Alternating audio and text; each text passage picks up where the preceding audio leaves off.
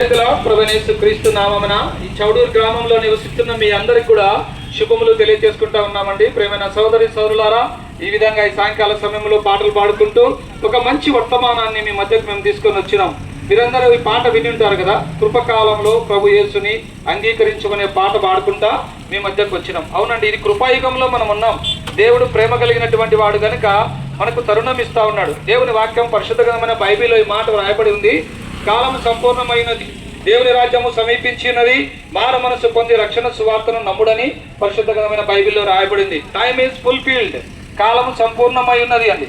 దేవుని రాజ్యము సమీపించి ఉన్నది కనుక మనం చూస్తున్నది అదంతా కూడా లయం కాబోతా ఉంది. అలాగే మనం కూడా ఒక దినాన ఈ లోకం విడిచి వెళ్ళవలసినటువంటి వారమే.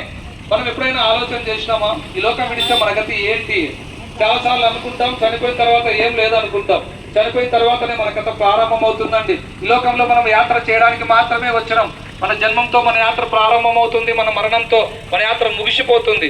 లోకంలో జన్మించిన ప్రతి ఒక్కరు కూడా ఈ లోకం వదిలి వెళ్ళిపోవాల్సినటువంటి వారే. ప్రియమైన సోదరి సోదరులా, ఈ లోకంలో నువ్వు పాపాలు చేస్తూ, పాపంలో జీవిస్తూ, పాపంలో సుఖిస్తూ, పాపంలో నువ్వు మరణిస్తే నిత్య నాశనం, అగ్నిగుండం, పాతాళం ఉందండి. చాలా మంది అనుకుంటారు ఏం లేదు అనుకుంటారు. దేవుడు మానవునికి నరకాన్ని స్వర్గాన్ని రెండు దేవుడు సృష్టించినాడు.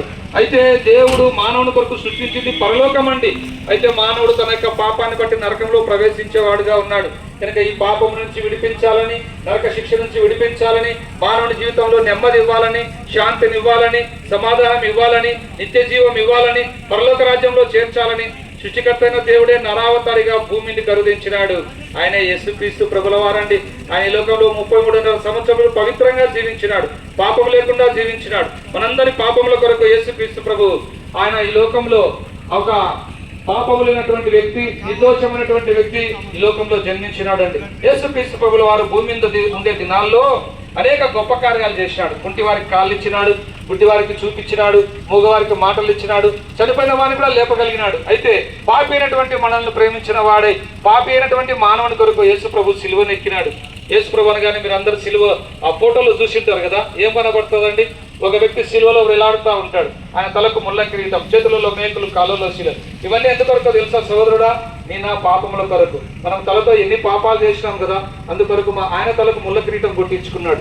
మనం చేతులతో ఎన్ని పాపాలు చేసినాం కదా, అందుకొరకు యేసు ప్రభు 2 చేతులలో మేకులు కొట్టమన్నాయి. మనం కాళ్ళతో ఎన్ని చెడు తిరుగులు తిరుగుతాం కదా, అందుకు బదులుగా యేసు ప్రభు 2 కాళ్ళలో మేకులు కొట్టబడినాయి. మన హృదయంతో చేసిన పాపములను బట్టి యేసు ప్రభు పక్కలో బల్లెపోటు పొడవబడింది. ఈ విధంగా మనందరి పాపముల కొరకు యేసు ప్రభు సిలువలో చనిపోయినాడండి, సమాధి చేయబడినాడు. 3వ దినాన మృత్యుంజయుడే, పునరుత్థానుడే, తిరిగి లేచినాడు, ఆ పరలోకానికి ఆరోహణుడైనాడు. ఈ సాయంకాల సమయంలో సోదరి సోదరుడా, ప్రతి ఒక్కరిని కూడా యేసు ప్రభు ప్రేమిస్తూ ఉన్నాడు. మీ గ్రామాన్ని దీవించాలని, మిమ్మల్ని దీవించాలని యేసు ప్రభు ప్రేమించిన వాడే ఈ మంచి వర్తమానం మీ మధ్యకు తీసుకొని వచ్చినాడు. ఎంతకాలం పాపంలో జీవిస్తావు, ఎంతకాలం పాపంలో సుఖిస్తావు? పాపం వలన వచ్చుచితో మరణము. కనుక ఈ యొక్క మరణం నుంచి నువ్వు తప్పించబడాలంటే, స్వర్గరాజ్యంలో దేవుడు ఉండే స్థలంలో నువ్వు ఉండాలంటే సోదరి సోదరుడా, నీ పాపము పరిహరించబడాల. సర్వ పాప పరిహారహో రక్త ప్రోక్షణం అవశ్యమః తద్రక్తం పరమాత్మానైన పుణ్యదాన బలియాగం అని సామవేదం పంచస్కందం తాండీయ బ్రాహ్మణంలో రాయబడింది. దీని అర్థం ఏంటంటే, మానవుని యొక్క సర్వ పాపాలు పరిహరింపబడాలంటే పరిశుద్ధమైనటువంటి రక్తం చిందింపబడాల. ఆ రక్తం పరిశుద్ధమైనది, పరమాత్మదే ఉండాలని దాని అర్థం. అందుకొరకే దేవాది దేవుడు నీ కొరకు నా కొరకు రక్తం చిందించడానికి ఈ లోకానికి వచ్చినాడు. ఈ లోకంలో గొప్ప గొప్ప రాజులు జన్మించారు, ఎన్నో విషయాలు కనుగొన్నారు. కానీ చనిపోవడానికి ఈ లోకానికి వచ్చింది ఒక్క యేసు ప్రభుల వారు మాత్రమే. సోదరు సోదరుడా, ఈ దైవ ప్రేమ, సిలువ ప్రేమ, కల్వరి ప్రేమ సాయంకాల సమయంలో నిన్ను ప్రేమతో ఆహ్వానిస్తా ఉన్నాడు. ఆయన చెంతకొచ్చి, ప్రభా నేను పాపిని, నన్ను క్షమించు, నీ రక్తంతో నా పాపం కడుగునకు చిన్న ప్రార్థన చేసుకుంటే చాలు. యేసు రక్తం ప్రతి పాపం నుంచి నిన్ను కడుగుతుంది, పవిత్రపరుస్తుంది, పరిశుద్ధపరుస్తుంది. ఈ లోకంలో నీకు నెమ్మది, శాంతి, సమాధానం నువ్వు చూడగలవు. ఈ లోకం విడిస్తే పరలోక రాజ్యంలో కూడా ప్రభుత్వం కూడా నువ్వు ఉంటావు. అలాగున కాక మాకు కాదులే అని అలాగ పాపంలో నువ్వు కొనసాగితే నిత్య నరకం, అగ్నిగుండం, పాతాళం. ఎవ్వరు నిన్ను తప్పించలేరు.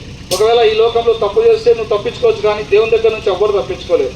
ఇంక మాట వింటున్న సోదరి సోదరుడా, ప్రభునేసందు విశ్వాసం ఉంచము, అప్పుడు మీరు మీ ఇంటి వారిని గొప్ప ఆత్మరక్షణ, పాపక్షమాపణ, పరలోక రాజ్యం మీరు పొందగలరు. యేసు ప్రభుల వారి గురించి మీకు ఇంకా ఎక్కువగా తెలుసుకునే ఆశ ఉంటే ప్రొద్దుటూరు గాంధీ రోడ్ విజయనగరంలో బేతన ప్రార్థనా మందిరం ఉంది. అక్కడికి మీరు ఎప్పుడైనా రావచ్చు, దేవుని వాక్యం వినొచ్చు. ఈ నెల 27వ తేదీ నుంచి మే 8వ తేదీ వరకు చిన్నపిల్లలకు విరామ బైబిల్ పాఠశాలని ప్రత్యేకమైనటువంటి కార్యక్రమం జరగబోతా ఉంది. మీ బిడ్డలను పంపించండి. అక్కడ చక్కగా బొమ్మలు గీయబడతాయి, బొమ్మలు నేర్పిస్తారు, పాటలు నేర్పిస్తారు, దేవుని వాక్యం నేర్పిస్తారు. మిమ్మల్ని అందరినీ ప్రేమపూర్వకంగా మేము ఆహ్వానిస్తా ఉన్నాం. మీ అందరి కొరకు మేము ఇప్పుడు ప్రార్థన చేస్తాం.